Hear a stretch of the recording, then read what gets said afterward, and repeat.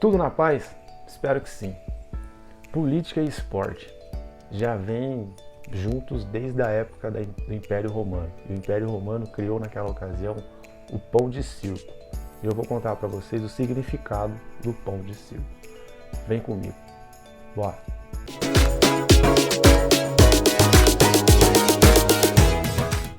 Muito prazer, eu sou Fernando Martinelli, mais um vídeo do canal História do Esporte. O Império Romano naquela época já organizava grandes eventos e banquetes, né?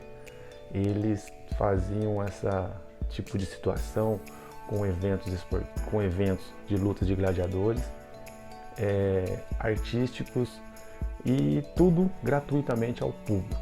Não tinha restrições. Eles eram entre a classe nobre e a classe pobre, né? Só que a classe pobre, o Império Romano colocou um apelido. Não sei se eu vou estar pronunciando certo essa palavra, mas se chamava de blepe. Era um apelido dado à classe baixa do Império Romano, né? Que para eles tinha um grande valor, né? Por isso que eles colocaram mais ou menos esse apelido. E até o final do vídeo eu vou contar para vocês, então fiquem aí. Império Romano e sua sociedade. Por que o Império Romano e sua sociedade? Após a queda do modelo republicano, derrubado por Júlio César e o seu sobrinho Caio Otávio, também conhecido como Augusto, derrubaram isso. Então eles acabaram com muita coisa, derrubaram até poderes de senadores. Só que quando você faz uma coisa que não agrada a certo lado, esse lado começa a ficar contra, certo? Então, o que eles fizeram? Começaram a se aliar a esses tipos de política, que eram os senadores, começaram a puxar para eles, dando certas regalias, né? Porque eles sabiam que poderiam criar problemas mais para frente.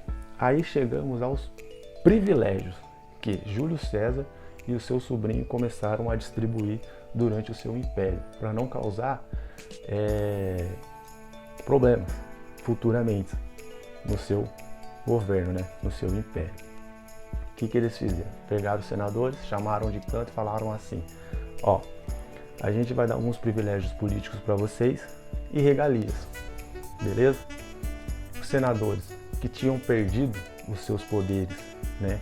Mas iam ganhar pelo menos alguma coisa, desde regalias e privilégios, aceitaram. E nisso não iam se criar problemas para eles. Então, já matou uma charada. Só que tinha um outro lado também, que era o equestes. Também não sei se é dessa forma que se pronuncia essa palavra, certo? Mas a palavra é equestes. O que significava os equestes? Eles eram a classe nobre e os comerciantes, que também tinham as suas um pouco de autoridade naquela época, antes de aparecer o Júlio César e o seu sobrinho Augusto, que também pelo nome era Caio Otávio, certo? Eu vou falar Augusto para ficar mais fácil. Então, também deu privilégios para eles, trazendo para debaixo das suas asas, para não ter problemas futuramente. O que ele fez com a classe nobre e os comerciantes? Deu cargos políticos. A gente sabe como é isso, né? A gente vive isso aqui no Brasil, né? Então, vocês já têm ideia mais ou menos como funcionava já naquela época, né? Aí você deve estar se perguntando, mas e o esporte? Eu vou chegar lá. Então, Júlio César e o seu sobrinho Augusto deram esses privilégios para eles, trazendo os senadores, classe nobre, comerciantes, para debaixo das suas asas, para não ter perigo, não ter problema futuramente, certo? O blepe, né? O blepe era uma classe pobre, muito pobre, feita de camponeses e trabalhadores, né? Então era uma classe sofrida naquela época. Era uma classe que precisava de trabalho, precisava de dinheiro. E a gente sabe que os políticos não ligam para isso. Mas o que eles fazem? Faziam eventos, davam comida, né? E por isso foi se criado o pão de circo naquela ocasião. Por quê? Era um modo de camuflar esse tipo de situação, né? Dando comida, fazendo alguns eventos, agradando esse povo, né? Para esse povo não ficar rebelde, não fazer tumultos contra o império de Júlio César e Augusto e os seus comparsas, vamos dizer assim, certo? Então era mais ou menos isso, e por isso que foi mais ou menos tapeado com esse nome, pão de circo. Só que chegando para os tempos de hoje, né, como era feito isso? Mais ou menos naquela época era feito entretenimentos entre eles para dar uma maquiada. Se você colocar um pouco para os dias de hoje, né, vamos chegar lá na Alemanha, por exemplo, que era a época do nazismo, né? Nas Olimpíadas da Alemanha, o que o Hitler queria fazer? Propagar o nazismo, fazendo com que, como ele dava incentivo ao esporte, ele queria mostrar que o nazismo era superior a todas as outras raças. Então, o que os atletas naquela ocasião faziam? Toda vez que eles ganhavam, eles faziam o sinal do nazismo dizendo que eles eram superiores. Então, era mais ou menos o que era o pão de circo naquela época. Vindo um pouco mais para frente, em 1980, Olimpíadas de Moscou, né, até existia uma guerra fria entre a União Soviética e os Estados Unidos. Os Estados Unidos se negou a disputar as Olimpíadas daquela época, em 1980, né, se negou, boicotou a sua participação. 4 anos depois, a União Soviética fez a mesma coisa, não indo para Los Angeles, né, onde ia se realizar a Olimpíadas daquele ano, 1984, dando um boicote. O que significava isso? Que um regime contra o outro queriam mostrar superioridade, né, mostrando que a gente também é superior a vocês, e nisso boicotaram as suas participações. Então, é mais ou menos o que acontecia naquela época, né, com o pão de circo.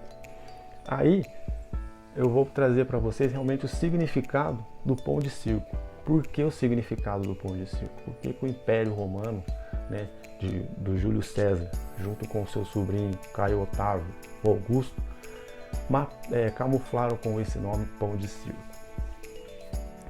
Com a queda republicana de Roma, né, e do modelo imperial, eles queriam apaziguar esse tipo de situação. Como eles iam apaziguar esse tipo de situação? De que forma? Eles começaram a fazer eventos, né? Circo, lutas de gladiadores, corrida de cavalos, davam pão e trigos como comida para poder agradá-los, né? Dessa forma, eles maquiavam esse tipo de situação, né? Então, como eu disse, eles não tinham como ficar rebelde contra o governo, né? Porque sempre o governo estava dando algo para eles, e algo que eles necessitavam, né? E junto davam um entretenimento, que é assim, com comida, um entretenimento, você esquecia do que estava acontecendo. E nessa situação, para que ficar rebelde? Para que se rebeliar com esse tipo de situação? Não havia necessidade. Então o Império Romano agia dessa forma com a classe baixa, com o bleco, né? Só que isso ficou caro, porque eles construíram coliseus, construíram circos, e começou a ficar caro e o Império começou a cair, né? Eles começaram também a perder dinheiro e o Império começou a cair.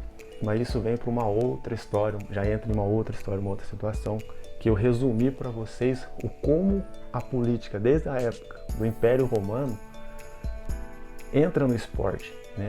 Se conflita com o esporte. Eu já falei várias vezes aqui nos vídeos de esporte que eu trago, e eu já falei que o esporte vive sem a política, mas a política não vive sem o esporte. A política precisa do esporte para se promover. O esporte não precisa da política para se promover. O esporte se promove de qualquer jeito, de qualquer forma, né?